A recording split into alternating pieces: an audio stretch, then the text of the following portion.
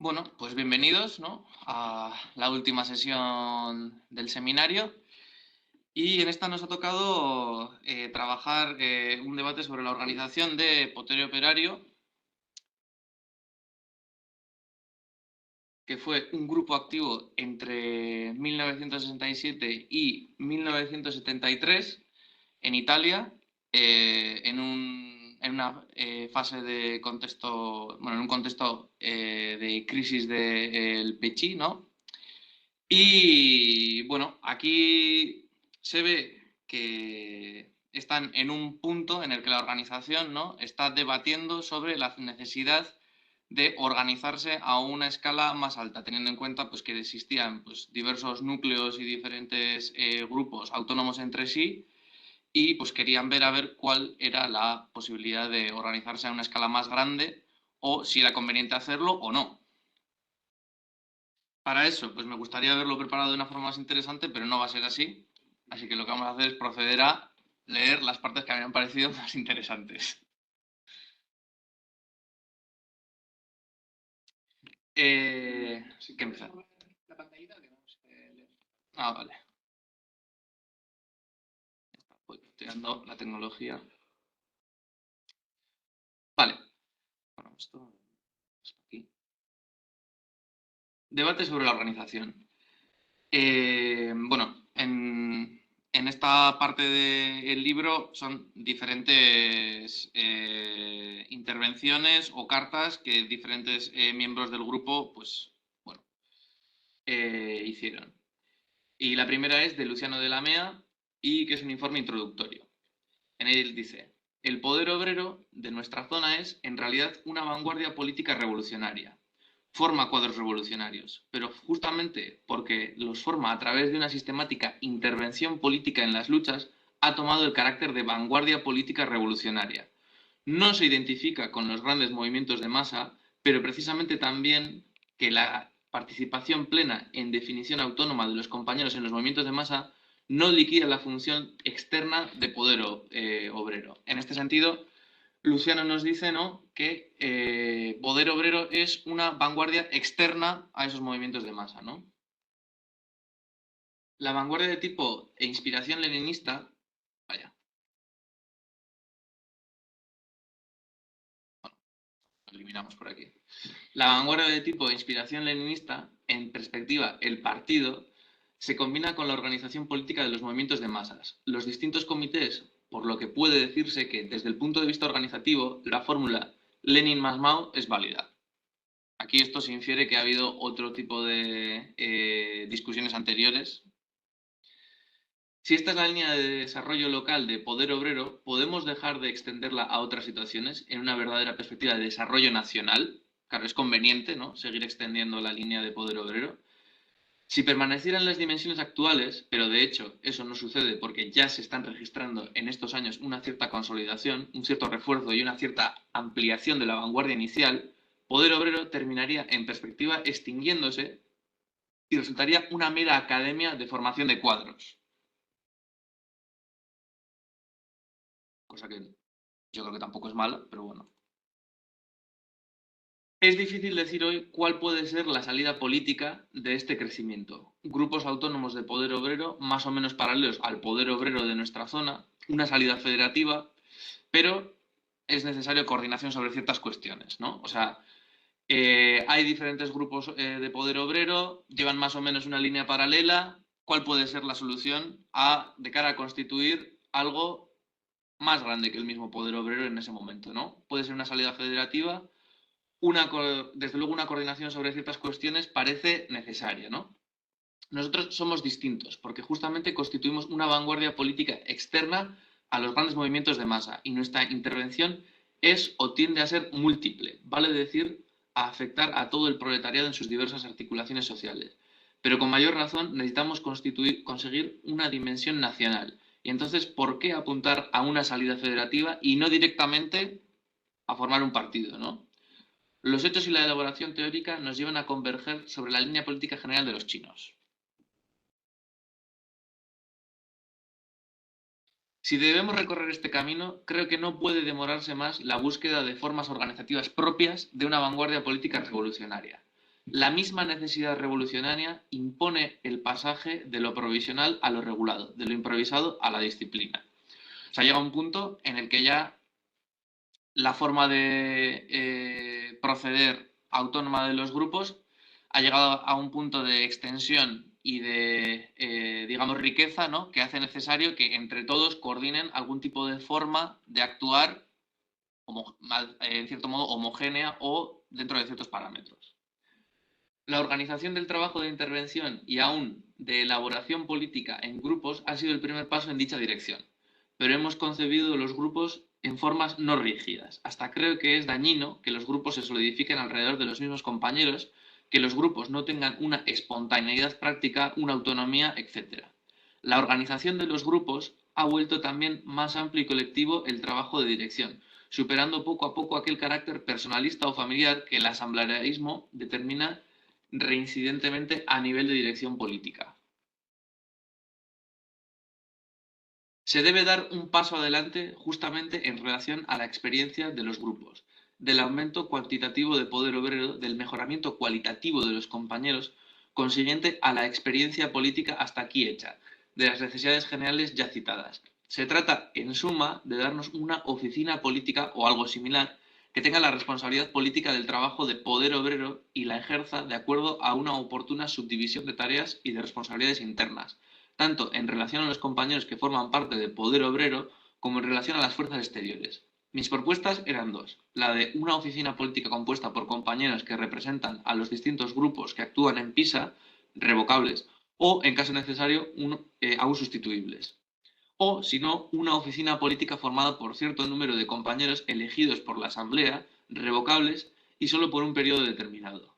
Agrego ahora, la preocupación que mueve a cambiar y a revocar no es meramente democraticista, sino sobre todo funcional en el sentido de la conveniencia de que todos los compañeros hagan una experiencia de dirección política, ¿no? Es conveniente que todos los miembros de Poder Obrero tengan una cierta experiencia en un ámbito de dirección política a nivel formativo también. Volviendo al SDS, para hablar, ¿no?, del SDS alemán, resulta, por ejemplo, que en Berlín la dirección política es asumida por un consejo de una cantidad variable de compañeros que allí son elegidos, algunos por la asamblea plenaria, otros por los llamados grupos de proyectos, fórmula esta fácilmente adaptable por nosotros. El consejo berlinés tiene tareas consultivas y aún ejecutivas. Los compañeros del SDS están generalmente agrupados en los grupos de proyectos, formaciones con funciones de formación y de adiestramiento a la vez, en las que se trabaja alrededor de determinados problemas distintos de los nuestros. Aquí, bueno, empieza pues a hablar un poco de inspiraciones que se podrían tomar a nivel organizativo para poder obrero, pues en el caso del SDS alemán. Luego también hace algunas referencias a Francia, si no estoy equivocado. Sí, a Francia. Y bueno, a lo que viene a referirse es a una necesidad de organización, al mismo tiempo que no se cae en un burocratismo, rotación de responsabilidades y, bueno, y esto último, ¿no?, inspiración de grupos de fuera de Italia, sobre todo pues, el alemán y el francés, ¿no? Luego tenemos la intervención de Lía Grande. El poder obrero es por ahora la única correcta experiencia de grupo revolucionario que podemos hallar en Italia. Afirmación bastante fuerte. En este sentido, puede ser definido como vanguardia revolucionaria y lo es desde que a partir del exterior de los movimientos constituye una avanzada política, una posibilidad de maduración y de esclarecimiento de la conciencia de la clase de las masas. La experiencia de estos años nos demuestra que uno de los mayores peligros a que llegan los grupos en general, el tener como fin la potenciación de sí mismos como vanguardias, ha sido evitado, por lo menos en parte, por el poder obrero, en cuanto se ha ido extendiendo cuantitativa y cualitativamente. Y ella opina que hay ecos políticos ampliamente positivos al hacer de poder obrero. En la medida en que la lucha antiimperialista mundial y las luchas obreras y estudiantiles en nuestro país se radicalizan, se advertirá cada vez más la necesidad de un correcto y concreto planteo revolucionario del trabajo. Las características del capitalismo actual, y empiezo a citar luchas espontáneas en múltiples sitios, ¿no? Sobre todo del tercer mundo, el hecho de que los objetivos de fondo se acerquen en perspectiva al discurso total de socialismo nos ponen en condiciones de abreviar de alguna manera los periodos políticos de nuestra intervención. Estamos convencidos de que el socialismo no se hace instrumentalizando a las masas y contra las masas. Todas las experiencias de los países del este de Europa, del movimiento obrero occidental, lo han demostrado claramente. O sea que es un poco anti-Unión Soviética, ¿no?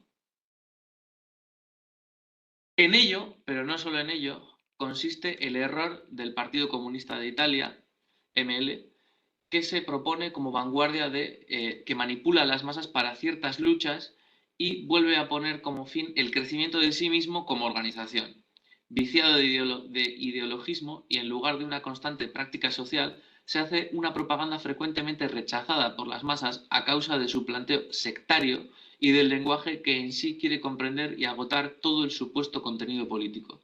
De hecho, el partido ML permanece sustancialmente extraño a las masas y, sin embargo, con el partido ML es necesario hacer las siguientes cuentas, si no de inmediato, por lo menos lo bastante pronto, sobre todo porque, uno, es la organización de alguna manera contrapuesta al PECHI, que se articula sobre la base nacional. Dos, muchos compañeros que salen del PECHI llegan al PC de Italia sin conocerlo exactamente, traídos por una sana ola de rebelión contra el revisionismo y la política burguesa del PECHI. Lo importante no es que todos los cuadros revolucionarios entren necesariamente en poder obrero. Lo importante es que hacen ellos efectivamente en las distintas situaciones. De allí, uno, es justo que se hagan críticas a grupos que no tienen el mínimo de verificación en la práctica social y no plantean discursos hacia una línea de masas. Dos, la necesidad, por otro lado, de entrar en contacto con los compañeros que se adhieren por una elección instintiva no meditada políticamente. Un defecto a evitar es el de asumir vínculos solo a nivel oficial, de líder a líder. Es necesario que los compañeros hablen con el mayor número posible de compañeros externos a fin de conocer efectivamente la situación de cierta zona donde actúa un determinado grupo y la situación política del grupo mismo. O sea, hay que estar constantemente alerta de lo que sucede a nuestro alrededor para no solo en un sentido formativo, sino también a un nivel de intentar incidir en la realidad en la que vivimos, ¿no? Desarrollar el discurso en sentido maoísta significa buscar constantemente la relación con las masas, de manera de mantener alto el nivel de tensión social, de manera de crear, según un plan razonable, un estado de preguerrilla urbana y campesina, sin tener la pretensión de ponerse forzadamente a la cabeza de las masas. Se trata de estar en condiciones de dar indicaciones políticas que encuentren inmediata respuesta en la realidad. La vanguardia revolucionaria se pondrá en las condiciones de unificar las instancias de base, proporcionando indicaciones e instrumentos que las masas usarán para llevar correctamente sus propias luchas, ¿no? Es un poco ese trabajo que tiene la vanguardia externa de acompañar a las masas, ¿no? Con esta finalidad parece positiva una estructuración por zonas o por barrios. Otras ciudades menciona otras ciudades que es necesario pues, que mantengan una cierta autonomía, pero queda en pie la necesidad de una relación orgánica que lleve a la extensión de la lucha a todos los niveles. Es importante que todos los compañeros que forman parte del poder obrero se mantengan siempre informados sobre la situación existente aún en los grupos a que no pertenecen, para evitar las barreras y la sectorialidad de intervención, ¿no? También, pues lo que mencioné anteriormente, pues hay que estar informado de lo que pasa también dentro de la organización y a los diferentes grupos que la constituyen. Para evitar esto, uno, los compañeros no trabajarán siempre en los mismos grupos y en los grupos debe desaparecer la distinción entre quien piensa y quien trabaja. Dos, es necesario seguir haciendo de la asamblea el momento político decisivo, el momento de cotejo de todas las experiencias y las ideas, aunque está claro que algunas decisiones deben ser maduradas a alto nivel. Es importante estar en constante vigilancia para que ninguna forma de burocracia o de burocratismo se insinúe en nuestra organización. Todos los compañeros deben estar ocupados y deben participar de las decisiones colectivas. Hace falta permitir efectivamente a los compañeros en desacuerdo sobre algún punto que expresen su disentimiento, obviamente a través de formas correctas y aceptables por todos. Hablar de estrategia significa plantear el problema del partido.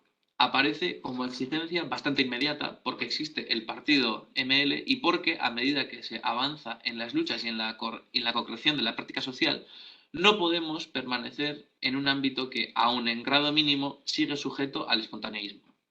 Tampoco puede esperarse que el partido nazca como una exigencia de las masas. El objetivo de la vanguardia es naturalmente también el de llevar este discurso exigencia a nivel de masa y en su acción política, de hecho, debe de hacer surgir de las masas más conscientes y politizadas esta necesidad. Pero por otro lado, es irreal pensar que el partido pueda salir de las masas como constitución político-organizativa expresada directamente y linealmente por ellas. La organización política revolucionaria no nace como exigencia objetiva de la clase, sino más bien como el momento subjetivo de toma de conciencia y de voluntad de intervención para el abatimiento de las estructuras opresoras existentes. El objetivo del partido no se agota con la toma del poder, pues el partido tiene una función irrenunciable a una posteriori para mantener la revolución y la conciencia de las masas al nivel permanente hacia la construcción de la sociedad comunista.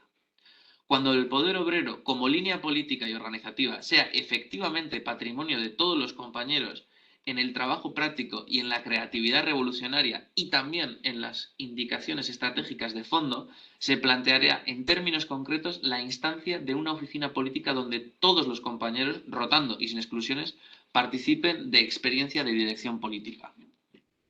Es necesario que todos los compañeros estén en condiciones de comprender la realidad de clase en la que actúan y de este hecho surgirá una conciencia y una capacidad política indispensables para que el trabajo revolucionario no siga siendo una experiencia de unos pocos. Vale. Y ahora viene la intervención de Adriano Sofri, ¿no? Informe de la introducción. No es casual que la discusión fundamental que nos ocupa se desarrolle justamente en este momento. El crecimiento de nuestro trabajo y la maduración general del conflicto de clases en el plano nacional y en el internacional motivan la necesidad de esta discusión y de la claridad a la vez sobre los temas que quedan comprendidos. O sea que ya ha llegado un punto en el que se tiene que dar, ¿no?, el debate sobre la organización. Porque el problema del partido, no como problema meramente organizativo, sino como problema de perspectiva política general, no ha recibido hasta hoy nuestra parte una solución sistemática. Es decir, ¿por qué hasta ahora no se ha visto la necesidad o no se ha abordado el problema del partido o de la organización?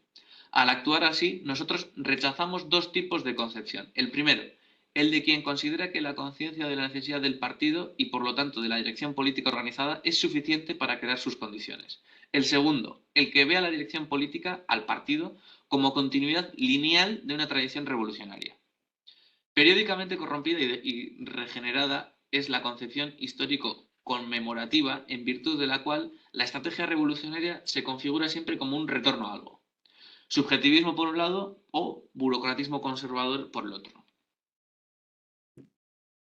Digamos entonces que el Partido Comunista de Italia se ha constituido mal, ¿no? Hace una lectura de la situación en Italia y dice directamente, pues ¿por qué nosotros no hemos realizado todavía todo esto? Pues porque otros así lo han hecho y lo que se ve, o la lectura que ellos hacen es que directamente el Partido Comunista de Italia se ha constituido mal, por no haber hecho lo que ellos han hecho, que es esperar.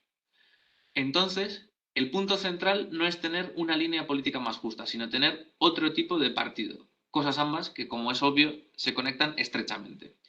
Pero ¿acaso debe deducirse que todo lo dicho, que la dirección revolucionaria es generalmente espontánea por las masas y que entonces coincide con el movimiento de las masas mismas? ¿Debe terminarse en la identificación vanguardia-masa? La respuesta es no. Pero aquí está el corazón del problema en el que estamos, en la identificación del concepto de vanguardia. Para Lenin, la conciencia deriva a la clase desde fuera, es decir, desde el exterior de la lucha económica, desde el exterior de la esfera de relaciones entre obreros y patrones. Es el partido, la organización de los revolucionarios dotados de los instrumentos de análisis de la ciencia marxista el que encama la conciencia revolucionaria del proletariado. Que aquí previamente hace, ¿no?, pues una explicación de que, bueno, al final hay ciertos sujetos, en muchos casos, o mayoritariamente burgueses, que son traidores a su clase, que llegan a un cierto nivel de conciencia, ¿no?, que empiezan a, bueno, a suscitar en la clase trabajadora, ¿no? Desde fuera, porque ellos son pues, burgueses, aunque traidores a su clase, la necesidad pues, de organización, de toma de conciencia de clase. Aceptar la definición leninista significa hoy para nosotros una respuesta incorrecta a los problemas que tenemos por delante. La acepción leninista de la lucha obrera espontánea como intrínsecamente tradeunionista económica nos llevaría a ver nuestra relación con la clase nuevamente en términos de conquista ideológica, de introducción desde el exterior de la conciencia política. La espontánea lucha obrera no está cerrada al choque particular y tradeunionista de obreros, en particular con su particular patrón. Por el contrario, ella llega a alcanzar un alto significado de contestación política al dominio férreo de la racionalidad capitalista, al plan político del capital, ¿no? De esto no debe deducirse ni una metafísica de la autoorganización obrera, ni una reducción de la conciencia de la clase a la esfera de las relaciones de fábrica, de la relación productiva directa y no de las relaciones sociales de producción. Pero la conciencia está fuera de la masa. Por otro lado, hoy es bien difícil mantener la definición de los intelectuales, ¿no? O sea, dice, al fin y al cabo, ¿no? Fuera de la masa, hoy en día es difícil que haya gente que introduzca esa conciencia. Y además dice que, bueno, que no hay que subestimar tanto la capacidad de toma de conciencia de la masa. Y por otro lado, ahora se va a dedicar a, bueno, a decir que la concepción leninista del intelectual es errónea. Hoy es difícil mantener la definición de los intelectuales, los representantes cultos de las clases dominantes, que en Lenin es esencial. Ella no define los cambios habidos en las estructuras de clase del imperialismo contemporáneo. Nada tiene de común con nosotros un esquema que ve la realización partido-masa en los términos lucha obrera, económica en sí, organización económica de los obreros, sindicato, control del partido, conciencia externa, sobre la organización económica, cinta de transmisión y por lo tanto sobre la clase. Solo una relación que parte de la politización y de la organización de masa para llegar al crecimiento y a la ligazón de las vanguardias de masa en una dinámica dialéctica permanente puede indicarnos el camino justo, es decir, nos está diciendo que, bueno, porque por mucho que tú constituyas un partido comunista, o sea, si este partido comunista no ha nacido verdaderamente de una expresión de las masas de una forma amplia y por lo menos no cuenta con el apoyo de amplios sectores, pues bueno, que puedes, bueno, que básicamente pues que te pasará como al partido comunista que se constituye como extinción del Pechí, ¿no? Que es que, pues, que no te hacen caso. Hay en Lenin una definición histórica de la vanguardia que hoy es inaceptable, directamente. El partido es aquí visto como una dirección externa, dotada de una lógica autónoma propia, que en un contexto de tensión social extremadamente aguda, la hora X, se pone a la cabeza del movimiento espontáneo y le indica el camino de la toma del poder. Lección que se deriva en el movimiento de masas existe, pero sin cabeza. Hagamos el partido, coloquémonos por encima del movimiento, ¿no? Sería la concepción que este hombre tiene de la concepción de Lenin, que sería, pues bueno, hacemos el partido, ¿no? Y llegará un momento, por la tensión social y demás, yo qué sé, pues como tomaron, pues efectivamente, ¿qué dice este pavo, no? Que llegará un momento, ¿no? Pues en la revolución de octubre, por ejemplo, yo qué sé, pues que llegarán los bolcheviques, como sujetos ahí, ¡pum! Y nos pondremos a la cabeza, como si eso se diera de una forma, no sé muy bien cómo plantea que se da, porque tampoco lo explica, pero bueno, que los bolcheviques, pues como entes extraterrestres casi casi, pues tomarán el control de las masas poniéndose a la cabeza, ¿no? Y dice, nuestro juicio fue otro. La lucha proletaria espontánea encuentra en su división y en su desorganización los límites insuperables de su fuerza política y práctica. El objetivo de esta fase es entonces la organización y la ligazón de las vanguardias de masa, es el objetivo de la extensión y de la continuidad de los organismos unitarios de la base y de la ligazón de las vanguardias revolucionarias que los guían. Solamente así madura la dirección política general y solamente así un conflicto de clases generalizado puede llevar a una situación de dualismo de poder y de destrucción del Estado burgués. El problema no es ponerse a la cabeza de la masa, sino ser la cabeza de la masa, ¿no? Qué bueno. En fin.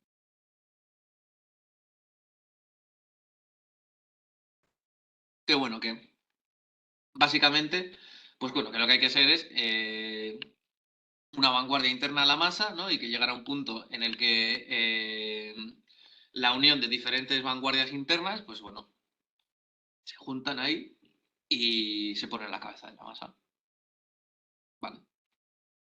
Nosotros habíamos construido una relación con los obreros, no hablo de los individuos, sino de la masa, fundada sobre dos elementos estrictamente ligados. A. La denuncia de la delegación burocrática en las organizaciones tradicionales y la propuesta de la organización obrera autónoma. Y B. Una línea política que partía de los problemas de la condición obrera para llegar a los problemas más generales de las luchas antiimperialistas. El éxito en una transferencia de la delegación de los sindicatos y del Partido Contrarrevolucionario a nosotros, una nueva dirección. Hubiéramos sido, de hecho, el partido, pero el mismo tipo de partido que nos proponíamos abatir, que se conserve una relación pasiva que se delegue a nosotros las decisiones sobre estas cosas. Es decir, ha llegado un punto, ¿no?, en el que el poder obrero ha llegado a un éxito tal, ¿no?, que ha habido una transferencia en la referencialidad que tenían los antiguos sindicatos o partidos contrarrevolucionarios o revisionistas de esos al poder obrero, ¿no? Y en un momento dado, ¿no?, pues los obreros mismos piden que se constituya, bueno, una organización, ¿no? Que Poder Obrero hubiera formado un nuevo partido, o los mismos obreros entienden que hay una necesidad de organización, ¿no? Pero claro, dice que en ese punto ellos lo que hubieran sido es el mismo partido que ellos mismos pretenden abatir, ¿no? La misma concepción de partido que ellos mismos pretenden abatir. Y que en ese caso se hubiera conservado una relación pasiva, que no es la que ellos desean, una relación pasiva entre masas y partido, ¿no? Ellos pretenden ir más allá. La lucha obrera, la lucha campesina, permanecen prisioneras. En esta situación, el objetivo revolucionario que se plantea no es el de ofrecer una referencia administrativa al nuevo partido, sino el colocarse al servicio de la organización autónoma de las masas en los lugares de trabajo y a nivel social. Ponerse al servicio de la organización de las masas no significa la renuncia a desarrollar un papel político. Hay compañeros que sostienen el nombre del respeto a la autonomía de las masas, pero son el reverso homólogo del burocratismo, ¿no? La cara B. Si una tendencia sería, ¿no?, a una excesiva burocratización, pues ahora nos está diciendo que, claro, que tampoco es cuestión de darle a las masas una autonomía, no sé, cuasi mística, ¿no? Porque se cae en lo contrario, ¿no? En términos de organización, ¿qué significa esto? En primer lugar, el rechazo de formas organizativas que se plantean como instrumentos de dirección política general y que se distinguen por una centralización que es la decisión de un aparato y no el remate a un crecimiento político. Si el término oficina política puede designar en cuanto a tal a las más diversas realidades políticas, en aquel contexto designa una concepción inaceptable de dirección ideológica, vertical, ¿no? O sea, tampoco puede ser esto un verticalismo, o sea, tiene que ir al revés, de abajo para arriba. En segundo lugar, la ausencia de propuestas organizativas institucionales con grupos más o menos homogéneos ligada justamente a la función de estos grupos. Lo que necesitamos es una relación constante de información y discusión y eventualmente de iniciativa común que pueda ser asegurado por instrumentos más eficaces y menos equívocos. El localismo, que era la opción justa e inevitable de 2 años atrás, ya no puede ser justificado. Máximo empeño en suscitar ocasiones e instrumentos generales de información, análisis y elaboración común. Máximo empeño por la unidad de acción. Máxima flexibilidad y autonomía de las formas organizativas en lo que no hay ninguna contradicción. Si estamos de acuerdo en lo que nuestro objetivo es el crecimiento de la lucha de masas y la mayor calidad política de su dirección, debemos estar de acuerdo en que ello sucede solamente secundando y no frenando la autonomía de la variedad de las experiencias y reforzando al mismo tiempo la discusión y la decisión común sobre su significado, sobre sus perspectivas. La centralización debe ser el fin progresivo de la coordinación teórica y práctica de las luchas, y no su cubierta exterior. O sea, que tiene que ser un proceso gradual de toma de conciencia, ¿no?, para responder a la represión. Bueno, luego se pone a decir que, bueno, que es más conveniente para...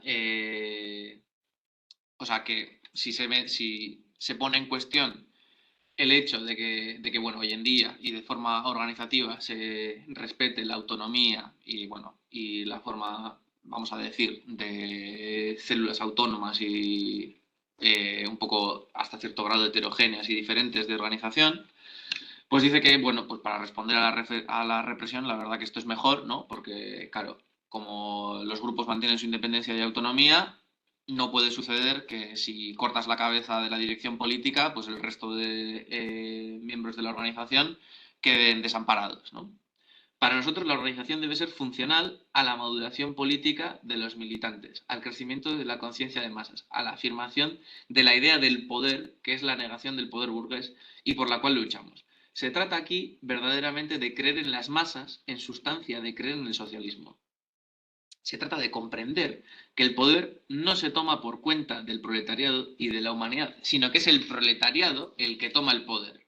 El hombre nuevo no nacerá cuando la victoria sobre la estructura capitalista haya creado las condiciones para ellos. Nace en la lucha contra el capitalismo hoy. Nosotros hoy tenemos un objetivo, que es el de construir en la lucha de las masas la dirección revolucionaria organizada, no el hacer reconocer una dirección revolucionaria inexistente. El partido de cuadros, entendido como la organización de militantes profesionales ideológicamente formados sobre la base de un programa y de una disciplina estatutaria, no nos toca. También aquí las cosas que hemos dicho en el pasado sobre la formación de cuadros pueden ser útilmente vueltos a meditar. Pero cuando un grupo actúa provisionalmente de acuerdo a una correcta visión de la relación con las masas, es un elemento progresivo y fecundo. Y la relación de los grupos será todavía para una cierta fase inevitable en situaciones que por ausencia o por incapacidad temporaria del movimiento de masas y su vanguardia interna no estén en condiciones de cubrir. Esto es que básicamente no se dan las condiciones para la creación de un partido. Hay que seguir, hay que llegar a tener instrumentos y espacios para una cierta coordinación, para una cierta compartir información, experiencias de lucha y demás. Pero, bueno, el partido en la concepción leninista a este señor no le parece que sea óptimo para los tiempos que corren en sus tiempos, porque ya son finales de los 60, principios de los 70. Y dos, tiene que ser la formación del partido con una estructura que ya veremos.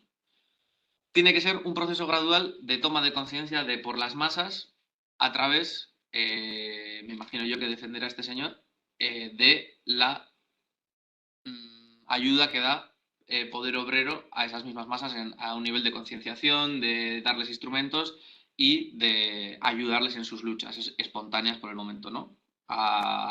Con una visión a futuro. Una carta de Luciano de la Mea.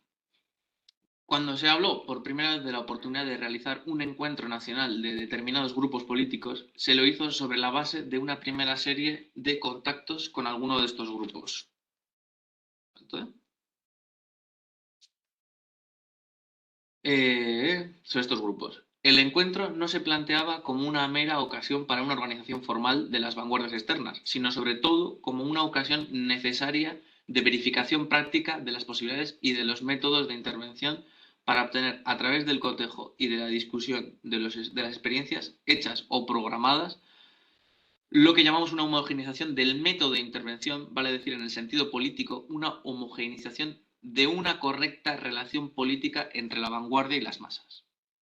La vanguardia interna, embrión del comité, debía asumir el objetivo de la dirección política de las luchas en las situaciones particulares, hallando un sostén sistemático en la vanguardia externa, una relación necesaria, el instrumento político para unir la lucha particular a la lucha general en las distintas articulaciones, relación que en la práctica no puede ser generalizada. La vanguardia interna no debe ser sectorial, debe ampliarse y tener una ligación directa con otras vanguardias, otros movimientos, si no quiere acabar aislada, para lo cual hace falta un instrumento, que en este caso sería, ¿no?, de momento, como vanguardia externa, poder obrero, para que las diferentes vanguardias internas de las masas, ¿no?, o de los diferentes sectores, pues puedan coordinarse. El prestigio externo de poder obrero llevó a considerar que el poder obrero podía ser realmente la rama buena del partido de mañana, y poder obrero se volvió, aún por efectos de las erradas interpretaciones ajenas, una suerte de centro inspirador al que terminaban haciendo referencias, experiencias o interacciones ajenas en distintas partes de Italia. Se trata de un error, porque el punto de referencia de toda vanguardia que lucha por hacer la revolución y vencer no puede ser ella misma para sí o la vanguardia cercana, sino la masa. Esto es, no puede haber autorreferencialidad, tiene que estar constantemente analizando la situación de las masas. Justamente cuando se pensó en el encuentro nacional, habíamos entrado en una fase crítica de nuestro trabajo. Se estaba planteando... Joaquín... No soy italiano, Joaquín. Se estaba planteando, aunque confusamente, el problema de la superación de un estado de inmadurez en la relación, digamos así, vanguardia-masa dentro del mismo, poder obrero.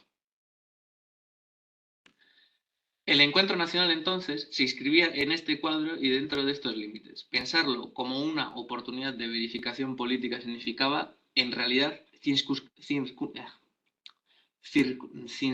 no puedo. Circunscribir, es que estoy pastoso. Circunscribirlo al interior de la lógica de los grupos y en la práctica inutilizarlo a nivel de academia o de suma de poderes y de prestigios. Considerarlo como la ocasión para la primera piedra organizativa significaba pensar en el partido en términos tradicionales.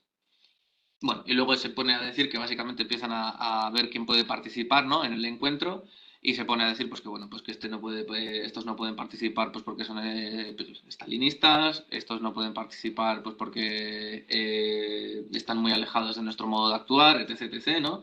Y que al final que solo quedan, pues bueno, líneas teóricas que son más afines a ellos, ¿no? El objetivo del encuentro, cuando fue concebido, es ver si es posible y cómo volver claro, extendiendo, preciso y homogéneo el modo mejor a combatir al enemigo, para liquidar gradualmente el equívoco revisionista y para llevar adelante eficazmente nuestra guerra de larga duración. Y luego se pone a, bueno, meterle un poco caña al análisis que hace Dónalo.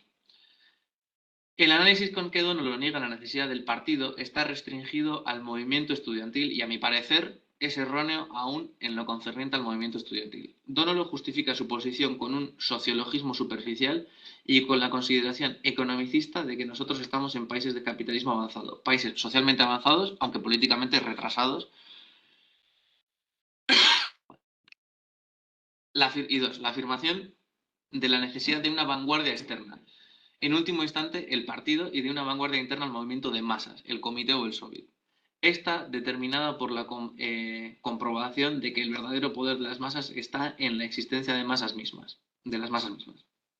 Opongo esta comprobación a la utopista y falsa reivindicación para las masas de la gestión directa del poder, aun reconociéndolo por una ley dialéctica que jamás desaparece, que tal comprobación no tiene un valor absoluto y es reiteradamente desmentida en los momentos de gran tensión revolucionaria cuando las grandes asambleas proletarias intervienen directamente y de manera sistemática, es decir, ejercen directamente el poder. Pero más allá de esta tensión, que no es eterna, haya llevado o no al poder, se restablece una situación por la cual el poder de decidir es nuevamente delegado. El partido es el producto de esta necesidad, el comité o el soviet son el producto de esta necesidad. Es decir, las masas en un momento dado, en un momento determinado, sobre todo de gran tensión, no son capaces de tomar ellas mismas una dirección política. Pero claro, estos momentos no son eternos. Entonces, para mantener una cierta línea y una cierta dirección es necesario, ¿no?, que haya pues un partido. No puede ser que todos sean soviets o comités, ¿no? La proletarización del intelectual, bueno, luego se pone a hablar de que el intelectual ya no sería el intelectual que Lenin concibía, ¿no?, como un intelectual, como miembro de la clase alta, ¿no?, que en un cierto momento, bueno, traiciona a su clase, ¿no?, por una toma de conciencia, y que es poseedor de una autonomía, ¿no?, que le hace pues, poder hacer eso, ¿no? Que hoy en día ha habido por así decirlo, una proletarización del intelectual, ¿no?, que en ciertos casos, pues esta proletarización, como en el caso de países retrasados, dice él, país retrasado como Italia, puede conformar una aristocracia obrera, ¿no? Porque precisamente por la pérdida de esa misma autonomía, a cambio, también, pues claro, recibe ciertos favores, que yo entiendo, pues en el sentido de que, pues por ejemplo, eh, si concebimos como intelectual, pues por ejemplo, a un señor que va al rojo vivo, ¿no? Evidentemente, un señor que va al rojo vivo no puede decir lo que quiere, tiene que tener cierta línea política afín a la clase dominante, en ese sentido ha perdido su autonomía, pero bueno, a cambio recibe pues una cierta compensación en un nivel monetario o de privilegio, ¿no? Sin embargo, dice que en los países desarrollados como Estados Unidos, el sectorizador la proletarización es tal que incluso pueden llegar estos intelectuales proletarizados a encabezar una cierta lucha, ¿no? Y hoy en día, pues dice, bueno, hoy en día en su momento, dice que son el único sector que podría ponerse junto al proletariado negro a encabezar la lucha, ¿no? En esta situación nueva, lo que nos hace considerar el partido de manera distinta y lo que justifica la línea de masas. Es esta situación nueva la que nos puede permitir aprender, cosa que en Francia ha fallado, la tensión revolucionaria para traducirla en acto organizativamente, para unificarla respetando las articulaciones autónomas, haciendo de ella un arma poderosa a través de lo que llamaríamos también entre nosotros comités revolucionarios de base, ¿no? Aquí se pone a decir que, bueno, por ejemplo, lo que ha pasado en Francia, ¿no? En mayo del 68, ¿no? Sería que estos sectores, ¿no? Pues más proletarizados han llegado a un punto en el que pues, su propia vanguardia interna, pues bueno, puede tratar de encabezar una lucha, ¿no? Y luego el tercer punto es una consecuencia. La debilidad del enemigo de clase no está en la rígida disciplina, en la férrea organización de sus instrumentos represivos y agresivos, desde la policía hasta el ejército. Esta disciplina y esa organización de la fuerza, aun tratándose de la fuerza de un tigre de papel, la debilidad del enemigo está en contradicción entre la ideología pacifista, consumo hedonista y la necesidad permanente de la violencia, entre la interna, internacionalización del capital, me imagino que internacionalización del capital y la nacionalización de su ideología integradora, el plan económico. Y esto también en la contradicción entre los altísimos costos de la inversión bélica y la economización hasta lo posible en cuanto a concierne a la fuerza de trabajo destinada permanentemente a la represión y a la agresión. Y luego se pone a decir que, bueno, que obviamente, aunque imaginemos que en Italia triunfara pues, una revolución proletaria, ¿no? Hace falta más instrumentos y más capacidades porque, bueno, pues es evidente, ¿no? Que el resto de países burgueses de su entorno pues no se quedarían quietos, ¿no? Hace falta una visión incluso más allá del punto en el que triunfa la revolución en un contexto nacional. Y dice que se necesita un ejército permanente en un sentido político, ¿no? Una red de militantes permanente. Romano Luperni, intervención. El discurso de Adriano gira inicialmente alrededor de dos puntos básicos, que son dados. Un momento.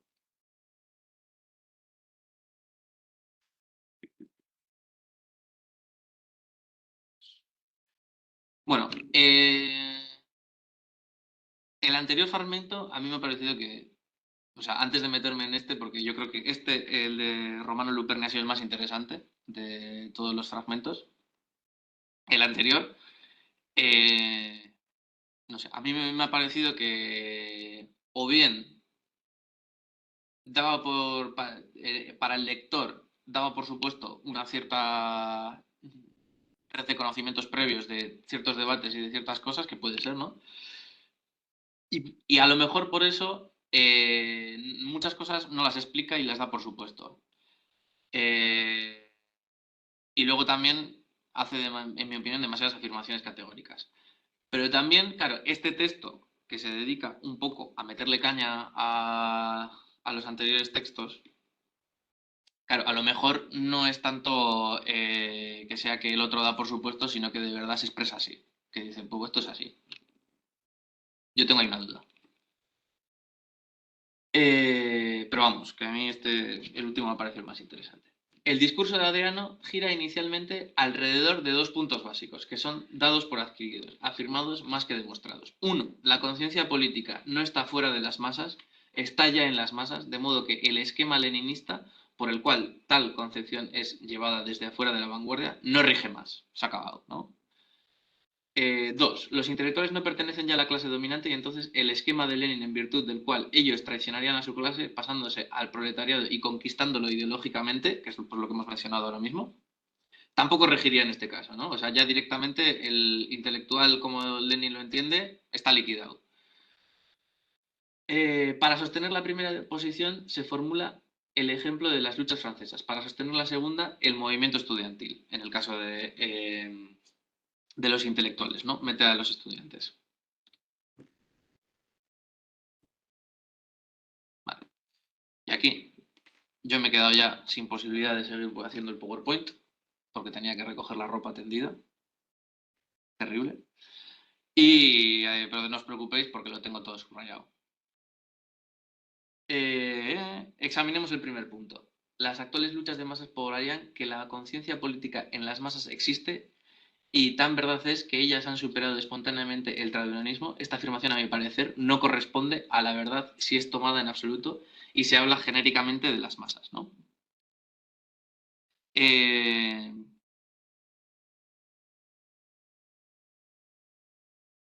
bueno, los desmentidos son aún más dados por la práctica social del día a día, ¿no? O sea, claro, entender que las masas ya han llegado a un momento de conciencia política, que ya han autoformado sus propias vanguardias internas y que, bueno, ya esto, ¿no? Esto ya va más o menos sobre ruedas, es errónea, ¿no?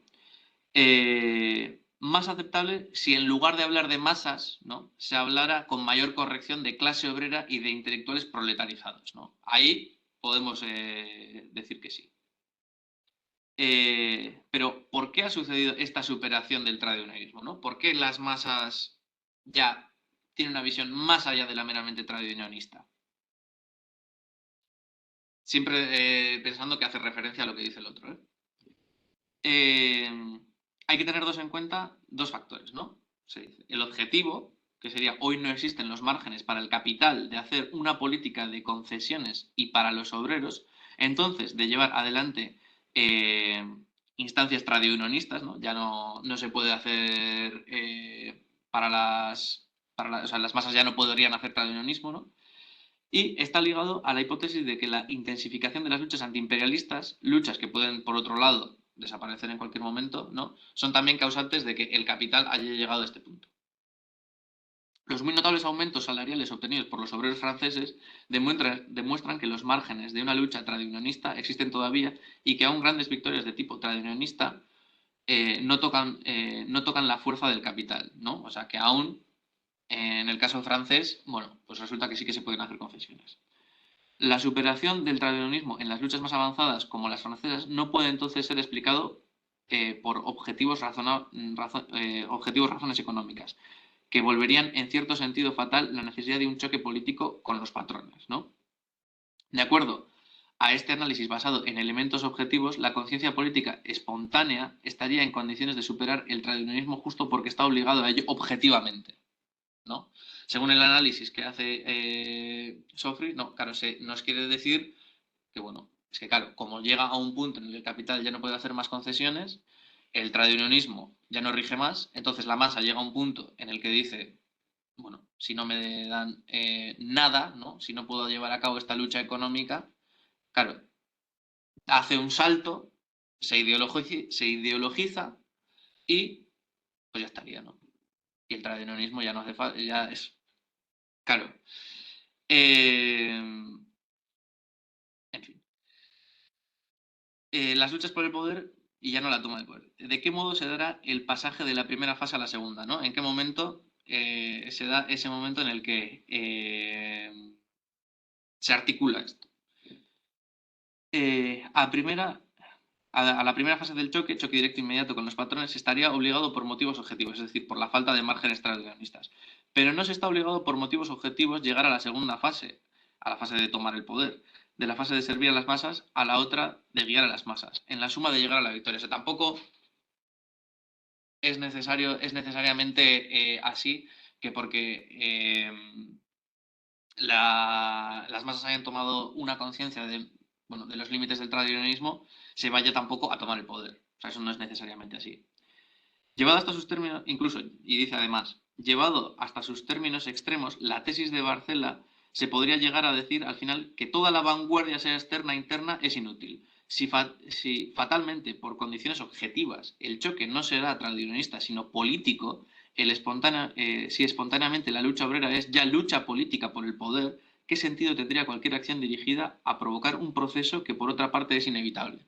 ¿No? O sea, ¿qué sentido tiene organizarse? ¿Qué sentido tiene que haya vanguardias o no vanguardias o lo que sea? Si ya, por las propias condiciones objetivas dadas por el capital, de su propia fase de no puedo darte más concesiones económicas, entonces ya las masas van a llegar a un salto de conciencia y dicen, pues, a tomar el poder.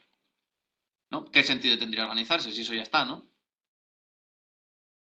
El discurso de cuantos sostienen que el proceso de maduración política de las masas es tal que se hace posible la formación de una dirección de parte de una vanguardia interna y, por lo tanto, nacimiento de un dualismo de poderes generado por las masas, generado por las masas mismas, nos arriesgaríamos no solo a liquidar a Lenin, sino la represión capitalista no es más que la cubierta externa de una situación que ve órganos de poder descentralizados y desde abajo difundidos en todas las estrategias sociales y en todas las instituciones y capaces de dirigir políticamente todos los movimientos de masas, el choque con el aparato represivo ya no tendría razón de ser. Es, en definitiva, la misma sociedad capitalista la que se permitiría en su interior, a todos los niveles, el nacimiento de un dualismo de poderes que lentamente pulverizaría el propio sistema. Se pierde en suma la noción de conflicto de clases. O sea, claro, si llega un punto también en que la maduración política de las masas es tal, ¿no?, que toman conciencia y, bueno, pues llega un momento en el que hay un dualismo de poder entre el poder que ostenta el capitalismo y el poder que ostentan las masas, y que encima el capitalismo ha dejado que se vayan creando, por así decirlo, esas células, entre comillas, cancerosas en su propio cuerpo, porque se asume que eso va a pasar, ¿no? Que se deja, que el capitalismo se va a dejar, ¿no? Que vaya a suceder eso, claro, ya no tiene sentido que haya una represión. O sea, porque ¿cómo va a generar esa represión si es su propio organismo mismo el que está corrupto, ¿no? Bueno, corrupto, o sea, está permeado por esas masas ideologizadas, ¿no? Se dice, ya no son y ahora metiéndonos con el tema de los intelectuales, se dice, ya no son los intelectuales quienes llevan desde afuera la conciencia a los obreros. Significa entonces que la conciencia de las masas existe de por sí y el esquema leninista ya no es válido, ¿no? Sí, claro, efectivamente, sí. Para el anterior, la figura del intelectual en el esquema leninista es vital, ¿no? Y dice que el intelectual, como Lenin lo entiende, ya no existe. Ahí, claro, se liquida el esquema leninista. Pero, ¿qué ha cambiado desde los tiempos de Lenin? Diría que ha cambiado sobre todo la situación mundial desde el punto de vista revolucionario. Hoy día existen zonas liberadas, existen revoluciones socialistas en marcha, existe en suma una vanguardia externa a nivel mundial representada por los vietnamitas, los cubanos y los chinos. Pero ya para unos, ya para los otros, no debe olvidarse la acción aún fragmentaria y episódica de las vanguardias externas locales, directamente producidas por la presión de la lucha antiimperialista a nivel mundial y por las mismas contradicciones del sistema, ¿no? O sea, quiero decir que, bueno, al final las vanguardias externas que existen en los diferentes países también pues beben un poco de lo que están viendo, ¿no?, de esos campos liberados, de ese campo liberado por el proletariado. Si todo ello es justo, se sigue que el crecimiento de la vanguardia externa a nivel mundial y aún a nivel nacional y local influye sobre la conciencia política de las masas e influirá tanto o más cuando en el futuro, por motivos objetivos, si de verdad se desgastan las márgenes de una política tradicionalista, la encontrará más espontáneamente dispuesta a recibir su discurso, ¿no?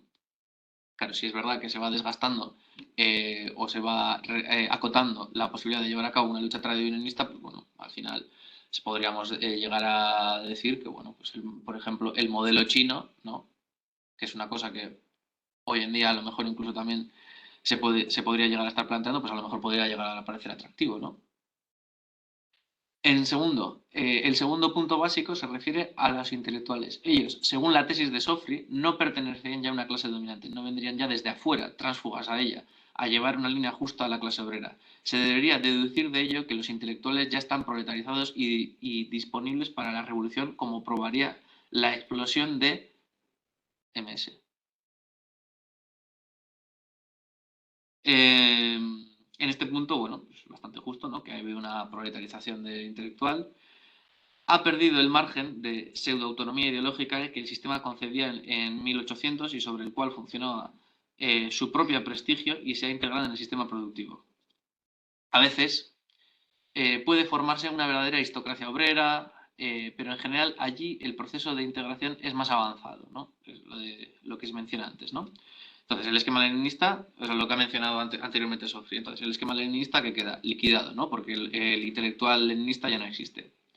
Por una parte, la figura del intelectual externo que lleva la línea justa ha desaparecido, pero ha sido reemplazado como fundamental punto de referencia por la represión de la revolución,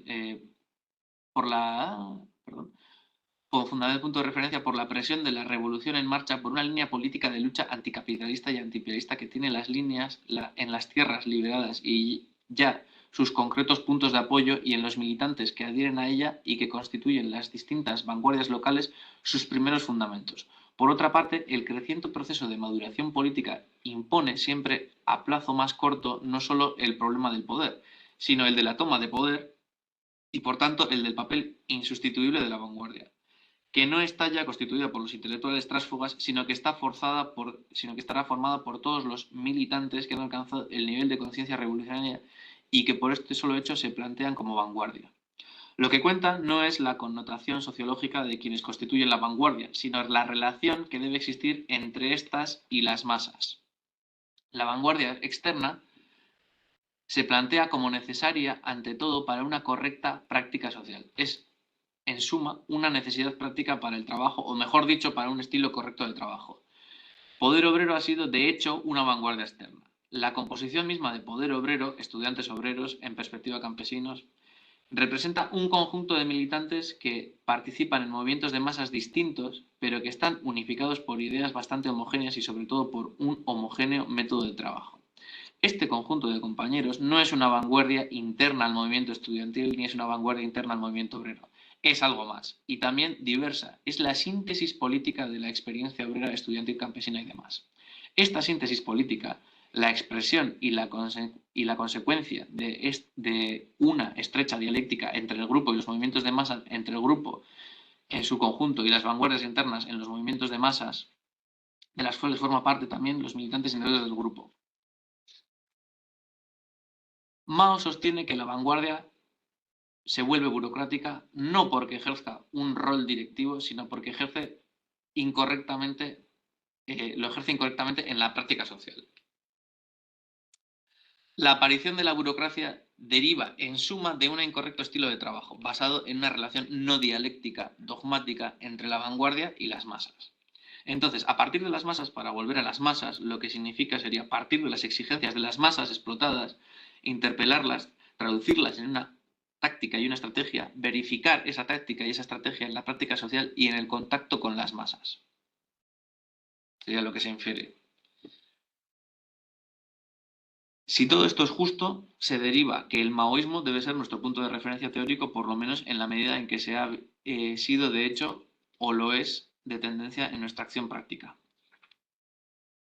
Deriva de ello que el problema del partido es ante todo un problema de estilo de trabajo o más exactamente el problema de una generalización de un concreto estilo de trabajo. Es necesario decir también que el partido no nace de las masas espontáneamente, sino que puede nacer solamente del soldarse de las distintas vanguardias externas unidas por un mismo correcto estilo de trabajo con las vanguardias internas a los movimientos de masas. No se tratará de todas las maneras de un nacimiento espontáneo, objetivamente necesario, sino de una decisión subjetiva de carácter político que implique la relación de la madurez del movimiento de las condiciones subjetivas y objetivas. no se ve como las distintas vanguardias internas. Puede llegar a superar la sectorialidad sin un punto de referencia del estímulo y a su vez de síntesis externa a ellas, ¿no? O sea, necesitan algo que esté entre ellas. No solo dentro de cada vanguardia interna existen además divisiones y fricciones a menudo profundas y lacerantes. Si existe tal incapacidad a nivel de un solo movimiento de masas y cualificado además por una homogeneidad no fácilmente dable en otras condiciones sociales, todavía menos conveniente aparecerá la hipótesis de una espontánea unificación de las vanguardias internas ligadas a movimientos diversos y de golpe no se sabe cómo capaces de superar sus divisiones. O sea que obviamente primero hay que hacer el trabajo de casa. Va de suyo que todavía menos clara aparece cómo puede producirse el proceso de centralización entre vanguardias internas que deberían ser institucionalmente fluctuantes y organizadamente descentradas. ¿No? Ahí no aparece pues la contradicción que le arroja un poco a Adriano, ¿no? O sea, si hay diferentes o sea, si hay diferentes expresiones en un mismo movimiento, esa centralización cómo se va a llevar a cabo, ¿no? Porque al parecer pues Adriano pues, no lo explicará. Tal contradicción nace en realidad del esfuerzo de conciliar dos posiciones que en el esquema de Adriano quedan opuestas entre sí: el espontaneísmo y el autogobierno, la renuncia a la delegación por un lado, la necesidad de una dirección política y centralizada por el otro. El camino para resolver las alternativas de la contradicción es uno solo, el indicado por Mao y la revolución cultural, y que se pasa en la relación dialéctica entre el momento de centralización y de síntesis, vanguardia externa, el partido, el momento autónomo de proposición y verificación desde abajo, los soviets, los comités de clase. En términos de organización, inmediatamente el discurso de Adorno significa negativamente: uno, rechazo a la idea de una oficina política en cualquier formato y de toda centralización en el interior de poder obrero. 2. Rechazo de toda ligación organizativa con otros grupos aún similares a nuestros. Positivamente significaría la afirmación de la necesidad de una relación constante e información y discusión eventualmente de iniciativas comunes, propuesta obviamente aceptable, aunque muy genérica, ¿no? Y hasta aquí lo que me ha parecido interesante. Y ahora, pues bueno, a ver, ¿qué decía Joaquín? Claro que me lleva esto para aquí abajo. Son unas canciones, unos versos del hermano de Luciano de la Mea, Iván de la Mea, que era también un cantante, que denotan el contexto en el que se produce este debate. Ah, vale. Vale. Claro, yo ahora esto lo he bajado abajo. ¿Cómo vuelve? Con la naranja a la derecha, pues me parece una pantalla. O sea, el chat. Vamos. Vale.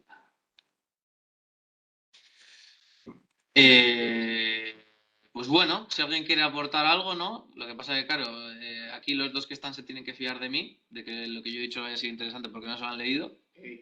Y eso no es verdad. No, no es verdad. Hemos procedido a ignorar tu presentación y a terminar de leer. Ha habido. Bueno, también me parece. Tampoco es verdad. Me parece óptimo en cualquier caso. Es que, claro, yo no, aquí no está, ¿no? Dale a participantes. Claro, pero me cambió Joaquín. Ya está. Participantes para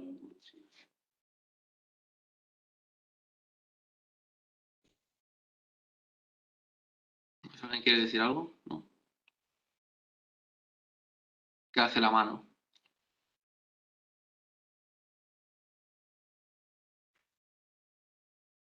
Recordar la intervención de Adrián. Yo, que está muy bien. bueno, o sea, yo ya que tengo la cámara pues, enfocada. Pues o sea, mira, aprovechemos. O sea, decir un par de cosas, aunque bueno, no me quiero extender mucho. A mí hay una cosa que me parece que es un desarrollo que es bastante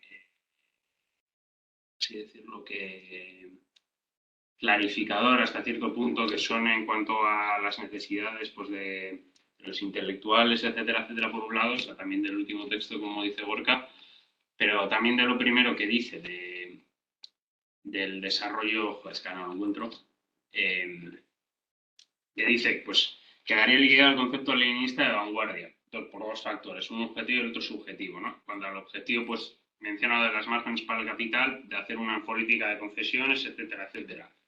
Y por esto, pues, que liquidan todo margen de lucha tradicionalista y, pues, que convierten todo el conflicto político en o sea, todo como lucha tradicionalista en choque político. Yo creo que puede empezar, o sea, quiero decirte, o sea, el tío evidentemente esto lo está diciendo como crítica a los otros, pero, o sea, si alguien dice, o sea, afirma que el hecho de que los márgenes de hacer la capital una política de concesiones liquidan todo margen de lucha tradicionalista, o sea, no ha entendido claramente a qué se refería en ese sentido Lenin, y cito a Lenin porque va en hilo con el concepto leninista de vanguardia, a qué se refiere con que toda lucha tradicionalista deriva en conciencia tradicionalista, que es conciencia burguesa. Es decir, o sea, la lucha tradicionalista no es, o sea, no es en ese sentido como, o sea, menos política por el hecho de que simplemente se dedica pues, a un aumento de salario o a una reducción de la jornada laboral, o etcétera, etcétera. Sino, o sea, es precisamente porque no genera una conciencia socialista en el sentido pues, de lo que desarrolla aquí mismo esto pues, exteriormente. Luego también me parece interesante, o sea, que no me he explicado bien, es que también hace mucho calor, estoy un poco como aparvado. O sea, lo que quiero decir es que no genera conciencia socialista y que genera conciencia burguesa, porque simplemente generaría en ese sentido como una postura de oposición contra ello y no de, por así decirlo, de alcanzar una organización superior de la sociedad. O sea, quiero decir, es básicamente, o sea, en ese sentido, o sea, seguir como, o sea, no es en ese sentido se puede decir como la proclama de abolición de todo el trabajo asalariado, sino más bien sería la proclama de un salario justo por una jornada justa, citando a, que es la crítica del programa de Gotha, si no recuerdo mal. Pero también sobre todo me parece interesante, y yo no me iba a extender, me estoy extendiendo, porque me parece que esto, de nuevo, clarifica muchas veces que, porque esto es un debate evidentemente bastante contemporáneo, que todas estas planteamientos novedosos, lo de novedosos, nótese muy entre comillas, teóricos, organizativos, prácticos, como estancos opacos que no se hacen entre sí, sino que se me entienda, son modelos y teorías y posicionamientos muy viejos, y también, si se critica que se necesitan este tipo de modelos para superar un modelo caduco como es el modelo del Partido del Nuevo Tipo, como bien he dicho más de una vez, son como mínimo tan viejos, caducos, inútiles e inoperantes como el modelo que se está criticando.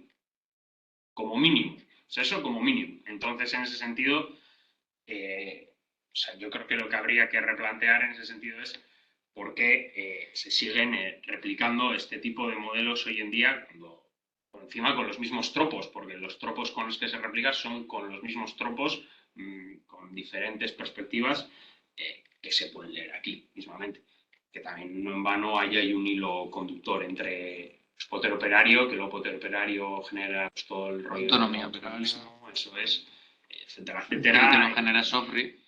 Y de dónde viene pues todo también cierta gente que plantea pues, esas posturas que crea autonomismo, aunque pues bueno, y antes de todo esto también pues las posturas consejistas que ya vimos pues como puede ser pues, que vimos en la parte de Lenin.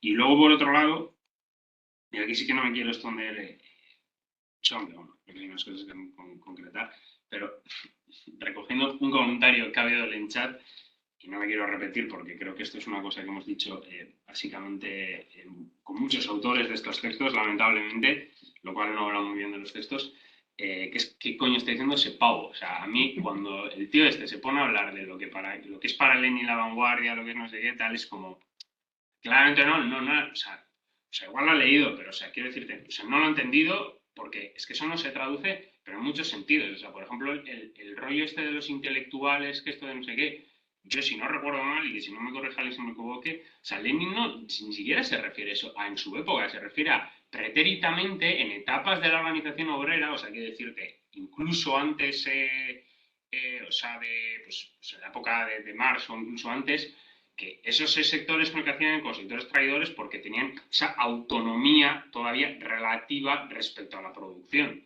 Cosa que, o sea, a mí me parece que es interesante debatir el hecho de los intelectuales, los roles que tienen, etcétera, etcétera, pero Lenin no dice en ningún momento que esos intelectuales existan en la Rusia zarista a principios del siglo XX. Entonces, o sea, está totalmente como deformado.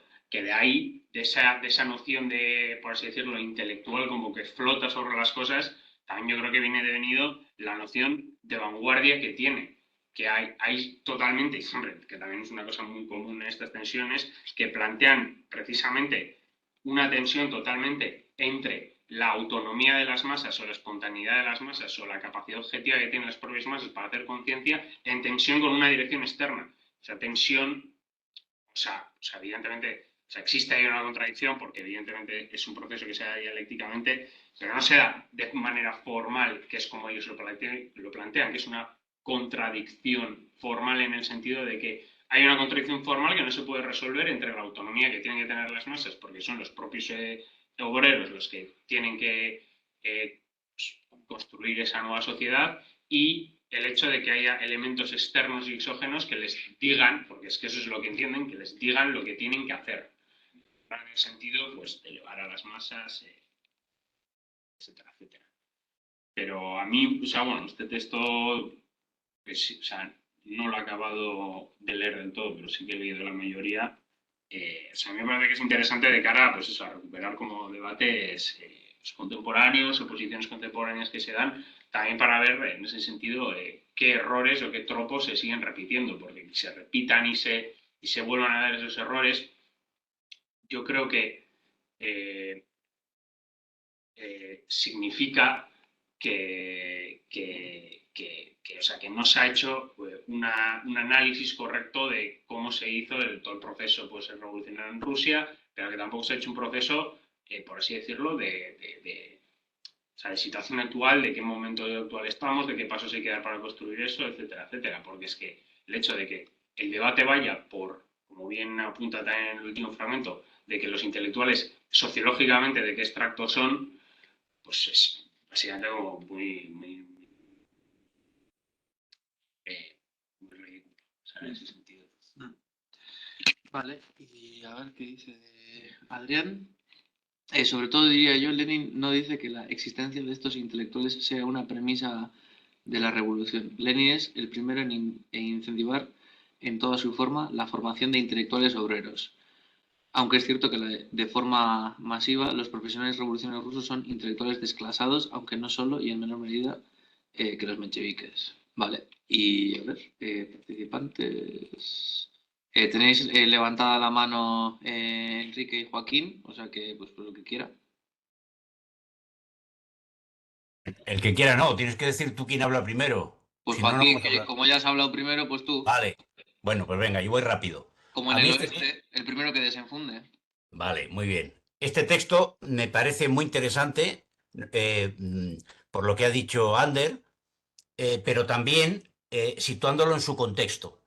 Es decir, esta discusión, que ciertamente ha seguido también mucho antes, recordemos Luxemburgo, los consejistas de principios de siglo, pero en el contexto en el que se da es en un contexto, digamos, de auge internacional del movimiento obrero, de un movimiento estudiantil que convulsiona las universidades en Italia, en Alemania, en Francia, y de una actitud en última instancia reaccionaria por parte del movimiento sindical.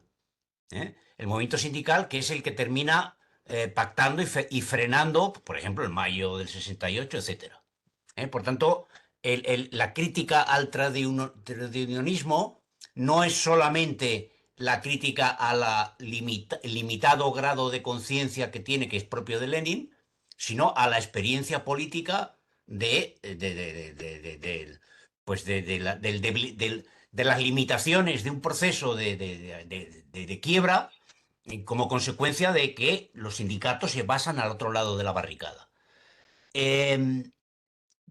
Me parece que aquí hay dos cuestiones muy importantes que forman parte de la clave de la interpretación, y que efectivamente no están terminadas de quedar resueltas. Una, cuando dicen que a principios, fijémonos, a principios de los años 70, el capitalismo ya no está en condiciones de hacer más concesiones. Es decir, igual que Lenin dijo en 1916 que el imperialismo es la fase final del capitalismo, estos están diciendo en el contexto de la crisis de los años 70 que el capitalismo ha llegado a su fin. Ya no puede seguir haciendo concesiones. Después, bueno, pues, diríamos que el estado de bienestar ya no puede seguir creciendo. O los crecimientos de la capacidad de consumo de los trabajadores se van a frenar. Bueno, es cierto que a lo que dio lugar esta fase no es a una ruptura revolucionaria, sino a una reinvención del poder del capital bajo la forma de lo que llamamos el neoliberalismo, en donde efectivamente, hasta cierto punto es correcta.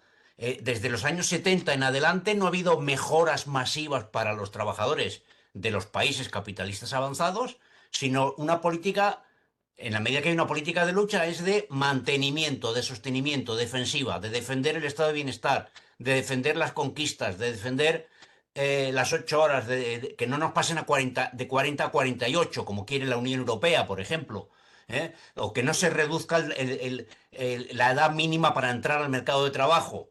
Es decir, es todo defensivo y con una ofensiva muy fuerte por parte del capital. Bueno, lo que quiere decir eso es que el momento de ruptura que plantearon estos compañeros fracasó. Entonces hay que preguntarse si fracasó solamente por la traición de los partidos autoritarios tradicionales y de la conciencia tradicionalista, o hay algo más. Otro elemento que obviamente no lo vamos a resolver en este momento. La segunda es efectivamente la cuestión del intelectual. Y tiene razón también Ander. El papel del intelectual extraño a la clase es propio del siglo XIX. ¿Por qué? Porque la mayor parte de la clase obrera era analfabeta. No tenía los recursos para pensar, para ponerse a pensar y a compartir ese pensamiento. Y en gran medida le venía de fuera. Pero ya a finales del siglo XIX, cuando el Partido Socialdemócrata está constituido, comienza la propia clase, la propia clase obrera, a generar sus propios intelectuales. Franz Mehring es uno de los casos paradigmáticos, que el propio Marx le reconoce su capacidad de analizar la teoría del valor sin tener una formación profesional, académica. Pero es que podríamos decir que en el siglo XX, en el siglo de la educación obligatoria, de la educación de masas, de la formación básica de masas, el concepto de intelectual como alguien ajeno a la clase, que introduce desde fuera de la práctica de la clase la conciencia socialista o comunista, pues es algo totalmente obsoleto. Cierto, cierto, pero es que efectivamente los desde hace mucho tiempo no lo han descubierto los operaístas. De ahí la importancia que tienen hoy las luchas culturales, en la formación de la conciencia de clase. Y de los mecanismos de control se apunta algo, creo que es en el artículo final, en el texto final de Romano Luperini. Dice, bueno, es que ahora el papel del intelectual lo ocupan los medios de comunicación de masas. Bueno, pues y lo está diciendo en 1971, cuando solo teníamos la televisión. ¿Qué hay que decir hoy? ¿Quién está ocupando el papel de creación de conciencia? Bueno, pues eso es una reflexión política de primer orden. Y finalmente, decir que efectivamente de Potere Operario sale el autonomismo y todo y bueno, y brigadas y todo lo demás, pero no solo. Es decir, Potere Operario se escinde en dos grandes, y luego otros muchos pequeños, en dos grandes corrientes, una la representada por Toni Negri, que ya hemos visto cuál es su deriva, pero hay otra corriente muy importante que retoma las tradiciones organizativas y culturales de la izquierda. Pensemos en el movimiento COVAS, con las comisiones de base, o la USB, el sindicato de USB, la Rete dei Comunisti, de Luciano Vasapolo y compañía. Es decir, que Potere Operario fue muy importante en su momento, pero no solo porque diera lugar a esa corriente que ya no existe, del autonomismo, que no existe como corriente organizada potente. También dio lugar a una continuidad de una tradición política comunista, de una cultura comunista en Italia, que el PC iba progresivamente abandonando. Bueno, ya lo dicen ellos, que al final se constituyen en un campo fecundo para la creación de nuevas organizaciones y nuevas experiencias, en el texto mismo. Vale, pues Enrique.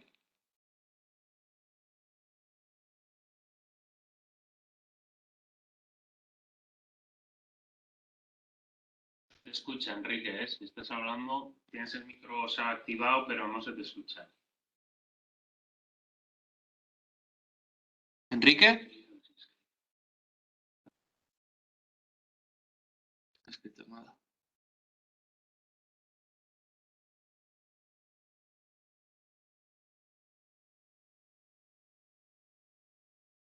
Tienes la mano levantada, Enrique, y tienes el micro sin silenciar, pero no se te escucha.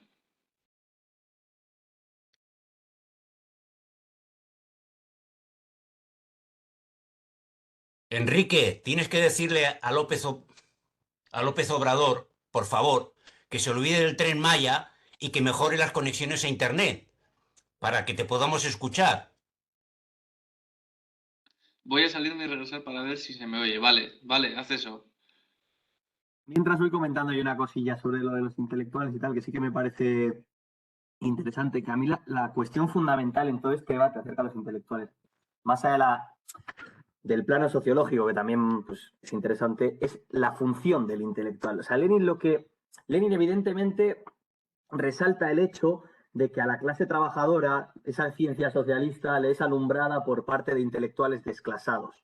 Resalta eso porque en esa época efectivamente sucede así.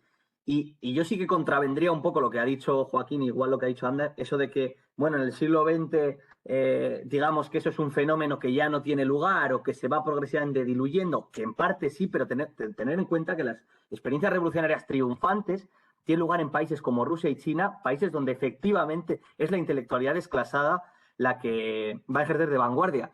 Esto en Rusia es muy claro, por ejemplo, con la formación de la intelectualidad socialista que la van a conformar, por ejemplo, gente como Lenin, Trotsky, etcétera, que viene efectivamente de un sector social alfabetizado que no tiene nada que ver con la clase trabajadora, que ha tenido un movimiento propio durante los últimos 50 años, es decir, desde 1830, ¿no? que va forjándose esa famosa intelectualidad rusa, que después desemboca en los populistas y finalmente ya la socialdemocracia, y ahí existe una continuidad clara de gente que es ajena al movimiento de masas y que va a intentar fusionarse con él. Y después en China es clarísimo, porque el Partido Comunista de China surge fundamentalmente de lo que es llamado el Movimiento 4 de Mayo, que es un movimiento de lucha estudiantil. Es decir, son intelectuales, evidentemente estudiantes, una capa mínima, muy mínima dentro de la sociedad china, que van a forjarlo. Pero más allá de eso, lo fundamental para Lenin es, esto es un hecho histórico, esto sucede así, pero la clave es la función que cumplen esos intelectuales, que es la de traer la ciencia socialista desde fuera.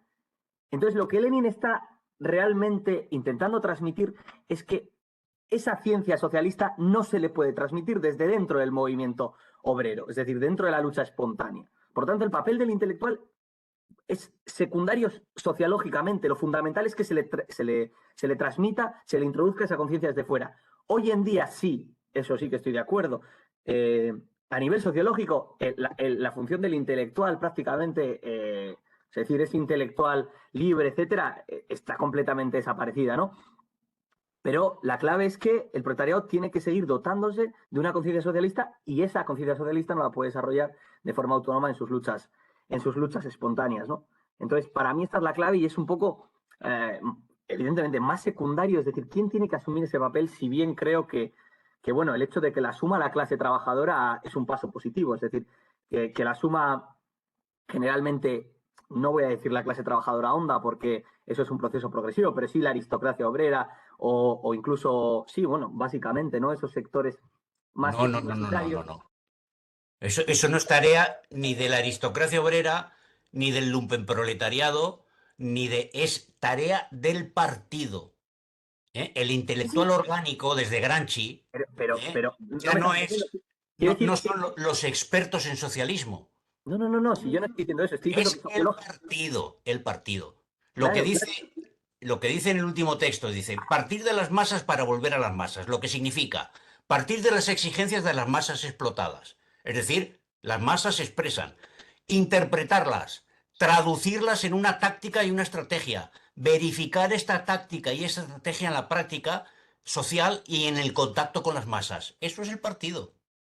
Es decir, el intelectual hoy no puede ser otro que el partido o la organización o como lo queramos llamar.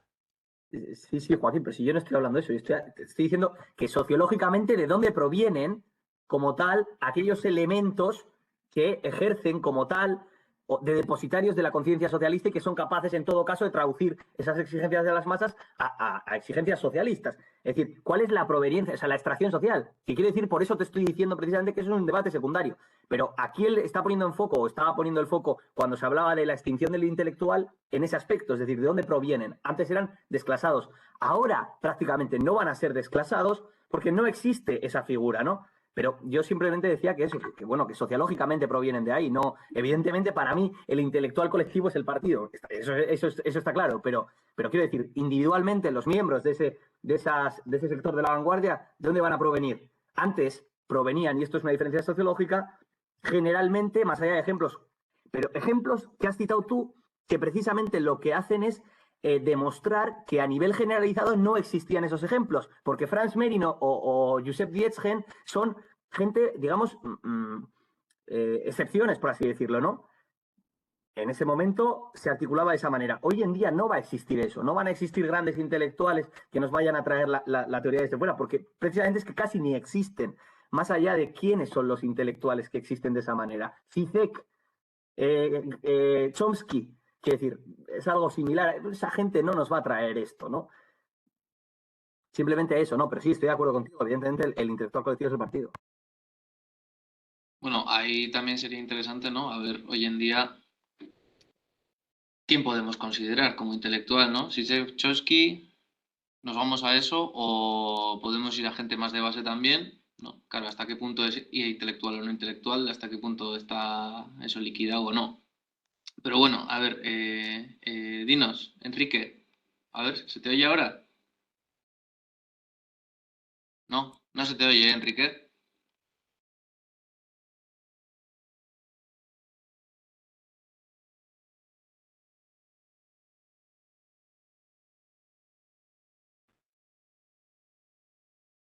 Bueno, a ver.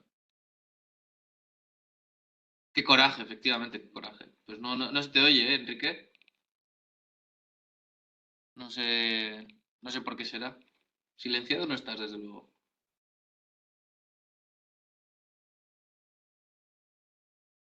¿Se ha vuelto a salir? Se ha vuelto a salir. Se ha vuelto a salir.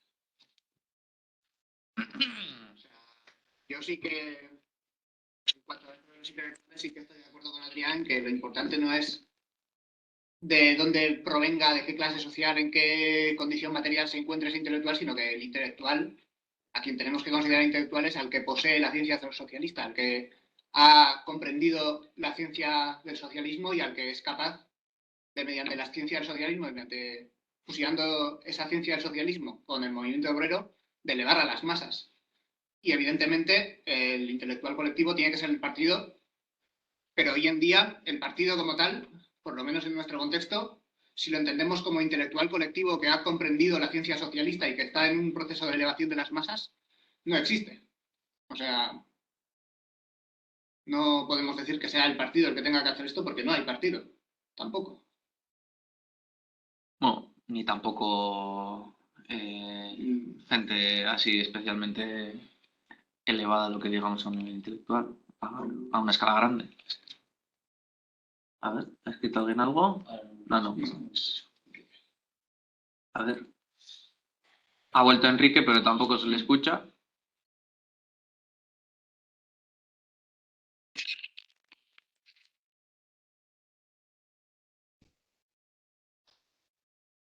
Enrique, sigue sin escuchársete.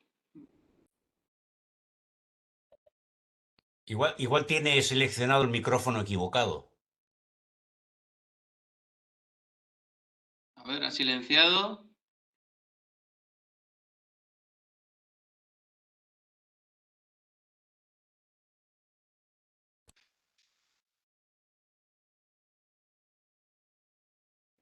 por el móvil o